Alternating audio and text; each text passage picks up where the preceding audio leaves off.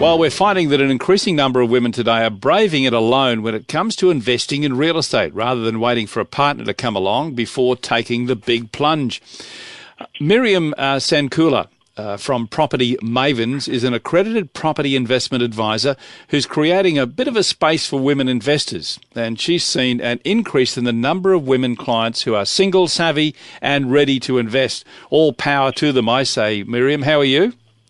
I'm good, thank you, Kevin. Thank you very much for having me on your program. That's a pleasure. Thank you for joining us. Now, the website is propertymavens.com.au. I've checked it out. A lot of good information there for you.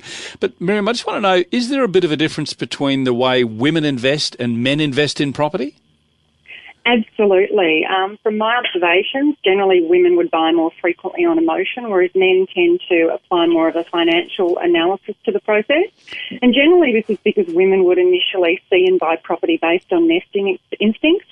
So they'd fall in love with a house or a neighbourhood and they absolutely have to live there. And then often they mistakenly buy investment property in the same way, whereas men would tend to leave emotion behind and look at it a bit more pragmatically, what's the potential for capital growth, how big's the land, etc.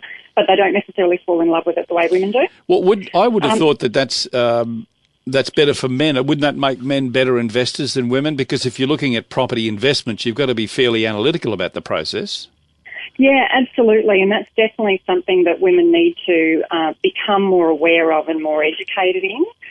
So what I would suggest with women is they need to remain as unemotional about property as possible and ask more of the hard questions. So why is the vendor selling? Have you had any offers on the property? Are there any building issues that have been identified? Can I buy the property before auction? They also need to do more due diligence and ensure they always do building and pest inspections and have the contract reviewed before putting in any kind of offer. And if they are intimidated about the negotiating process or the auction process and they can't manage their emotions during that, then they're probably better off to engage a buyer agent to act on their behalf or bid at auction for them. Okay, well, you're an investor and you're a buyer's agent as well. What's in your DNA that makes you more effective as a negotiator than most other women investors?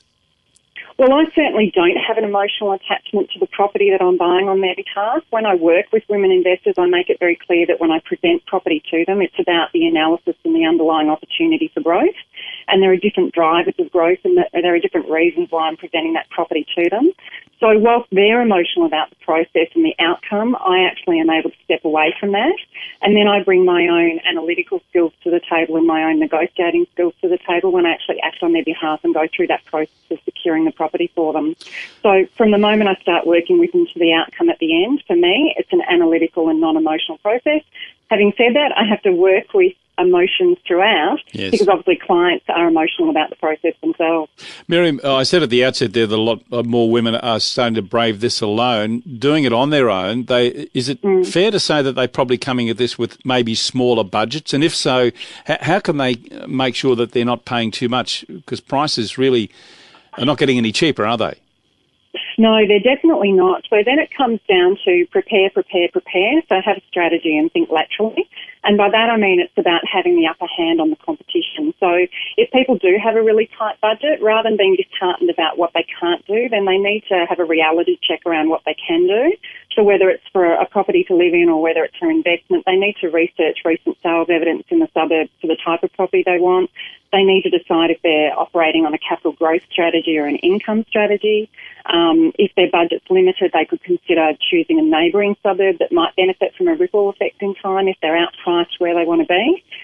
They certainly, if they've got a limited budget, they need to engage experts like a conveyancer or a building inspector to reduce their risk along the way, and possibly, again, a buyer agent to help them negotiate the lowest price. And look, to be honest, if the goal isn't achievable, they need to rethink their strategy. If they can't afford what to buy, if they can't afford to buy what and where they want to, then potentially they might be able to rent where they want to buy and use that money to purchase a couple of investment properties instead. Great advice there from Miriam Sandkuhler from Property Mavens, Property Mavens, Mavens.com.au. You can contact Miriam and her team at that website as well. Miriam, I want to thank you for your time and all power to the women, I say. Thank you, Kevin, very much. Appreciate your time. And that's what we have to say. Farewell. Thank you very much for your company. Thanks to our contributors, to George Raptis, Michael Yardney, John Edwards, Louis Christopher, Andrew Myrams, and of course Miriam Sandkuhler. Also, how could we forget our good friend Kieran Clare, and he brings us the news each week. Real Estate Talk is produced each week in partnership with Australian Property Investor magazine and brought to you by Metropole Property Strategists and SQM Research. I'm Kevin Turner. Thanks for being with us, and watch out for us in your inbox next weekend. Follow us at Twitter, Facebook and YouTube as Real Estate Talk.